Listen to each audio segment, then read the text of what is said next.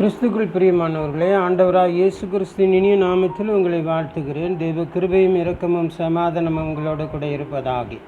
இதனால் நம்முடைய தியானத்திற்காக 1 யோவான் 2:27 வாசிக்கிறேன். நீங்கள் அவராலே பெற்ற அபிஷேகம் உங்களில் நிலைத்திருக்கிறது, ஒருவரும் உங்களுக்கு போதிக்க வேண்டுவதில்லை. அந்த அபிஷேகம் சகலத்தையும் குறித்து உங்களுக்கு போதிக்கிறது. 1 யோவான் 2:20 இப்படி சொல்கிறது, நீங்கள் பரிசுத்தராலே அபிஷேகம் பெற்று சகலத்தையும் அறிந்திருக்கிறீர்கள். அபிஷேகம் ஒவ்வொரு விசுவாசியும் பெற்றிருக்கிறான் என்பதே வேதாகம சத்தியம் நமக்கு போதிக்கிறது. இன்றைய அநேக கிறிஸ்தவ போதகர்கள் அபிஷேகத்தை குறித்து தங்களுடைய அபிப்பிராயத்திலே பல்வேறு விதமான காரியங்களை போதிக்கிறார்கள். பழைய ஏற்பாட்டின் காலங்களில் யாரெல்லாம் அபிஷேகம் செய்யப்பட்டார்கள் என்பதை கவனியுங்கள். ஆசாரியன் ஊழியம் செய்யும்படி அபிஷேகம் செய்யப்படுகிறான். அவன் தலையிலே பாகை வைத்து பரிசுத்த கிரீடத்தை பாகையின் மேல் தரித்து அபிஷேக தைலத்தை எடுத்து அவன் தலையின் மேல் வார்த்து அவனை அபிஷேகம் செய்வாயாக என்று யாத்திராகமம் 29:6-7 வசனங்கள் சொல்லுகிறது. அபிஷேக தைலத்தில் கொஞ்சம் ஆரோனுடைய சிரசின் மேல் வார்த்து அவனை பரிசுத்தப்படுத்தும்படி அபிஷேகம் பண்ணினான் என்று லேவியராகமம் 8:12 சொல்கிறது. இரண்டாவதாக ராஜாக்கள் அபிஷேகம் செய்யப்பட்டார்கள். 1 சாமுவேல் 16:13 வாசித்து பாருங்கள். அப்பொழுது சாமுவேல் தைல கொம்பை எடுத்து தாவீதை அவன் சகோதரர் நடுவே அபிஷேகம் பண்ணினான்.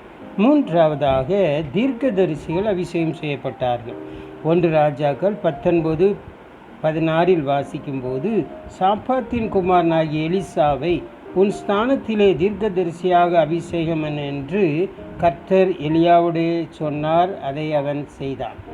வெளிப்படுத்தல் 1 வசனத்தை வாசிக்கும்போது, நம்மிடத்தில் அன்பு கூர்ந்து தமது இரத்தத்தினாலே நம்முடைய பாவங்கள் நம்மை கழுவி தம்முடைய பிதாவாகிய தேவனுக்கு முன்பாக நம்மை ராஜாக்களும் ஆசாரியர்களும் ஆக்கின அவருக்கு மகிமையும் வல்லமையும் என்றென்றைக்கும் உண்டாயிருப்பதாக, ஆமேன் என்று வேதம் சொல்லுகிறது. நாம் ராஜாக்களாக ஆசாரியர்களாக மாற்றப்பட்டிருக்கிறோம். இன்னும் விசேஷித்த வரங்கள் மூலமாக தீர்க்கதரிசிகளாக கூட விசுவாசிகள் செயல்படுகிறோம். எபேசியர் 1:13-14 வசனங்களை வாசித்து பாருங்கள். நீங்களும் உங்கள் இரட்சிப்பின் சுவிசேஷமாகிய சத்திய வசனத்தை கேட்டு விசுவாசிகளான போது வாக்குத்தத்தம் பண்ணப்பட்ட பரிசுத்த ஆவியால் அவருக்குள் முத்திரை போடப்பட்டீர்கள்.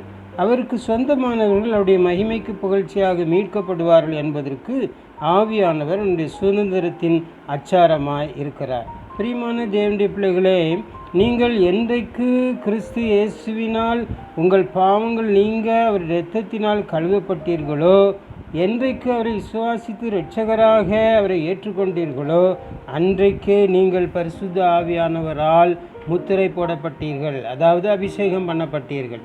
ராஜாக்களாக பரிசுத்த ஆசாரியர்களாக மாற்றப்பட்டீர்கள். ஆகவே அபிஷேகம் உங்களில் நிலைத்திருக்கிறது. சிலர் தவறாக போதிக்கிறது போல பரிசுத்த ஆவியானவரின் அபிஷேகம் பெற காத்திருக்க வேண்டியதில்லை. நீங்கள் கிறிஸ்துவின் ஆவியை உடையவர்களாக இருந்தால் நீங்கள் நிச்சயம் தேவனுடைய பிள்ளைகளாக இருப்பீர்கள். ரோமர் 8:9 வாசிக்கிறோம், கிறிஸ்துவின் ஆவி இல்லாதவன் அவருடையவன் அல்ல. பரிசுத்த ஆவியானவர் இல்லாமல் எப்படி ஒருவன் கிறிஸ்தவனாக இருக்க முடியும்? ரோமர் 8:14 சொல்கிறது, எவர்கள் தேவனுடைய ஆவியினாலே நடத்தப்படுகிறார்களோ அவர்கள் தேவனுடைய புத்தராக இருக்கிறார்கள். ரோமர் 8:16 சொல்லுகிறது, நாம் தேவனுடைய பிள்ளைகளாக இருக்கிறோம் என்று ஆவியானவர் தாமே நம்முடைய ஆவியுடனே கூட சாட்சி கொடுக்கிறார் என்று வேதம் சொல்கிறது. 2 கொரிந்தியர் 1:21-22 வசனங்களிலே, உங்களோடு கூட எங்களையும் கிறிஸ்துவுக்குள் ஸ்திரப்படுத்தி நம்மை அபிஷேகம் பண்ணினவர் தேவனே. அவர் நம்மை முத்திரித்து நம்முடைய இருதயங்களில் ஆவி என்னும் அச்சாரத்தையும் கொடுத்திருக்கிறார். சங்கீதக்காரன் தாவீதோடு சேர்ந்து, என் தலையை எண்ணெயால் அபிஷேகம் பண்ணி வைத்திருக்கிறீர், என் பாத்திரம் நிரம்பி வழிகிறது என்று நாமும் விசுவாசத்தோடு ஒவ்வொரு நாளும் சொல்லுவோம்.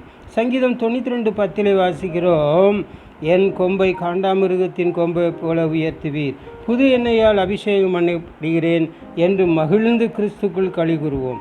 கிறிஸ்து என்றால் அபிஷேகிக்கப்பட்டவர். நாம் கிறிஸ்துவுக்குள் இருக்கிறோம், ஆகவே அபிஷேகிக்கப்பட்டிருக்கிறோம். நாம் கிறிஸ்துவின் ஆவியால் நிறைந்து அனுதினமும் புது பலன் பெற தேவ கிருபையை ஒத்தாசையை நாடுவோம். அதற்கு பரிசுத்த ஆவியானவர் தாமே நமக்கு சகல விதத்திலும் உதவி செய்வாராக, பலப்படுத்துவாராக, கிருபை செய்வாராக, இரக்கம் செய்வாராக, உதவி செய்வாராக. பரிசுத்த ஆவியானுடைய ஆளுகைக்குட்பட்டு நாம் நடக்க தேவன் கிருபை செய்வாராக. ஆமேன், ஆமேன், ஆமேன்.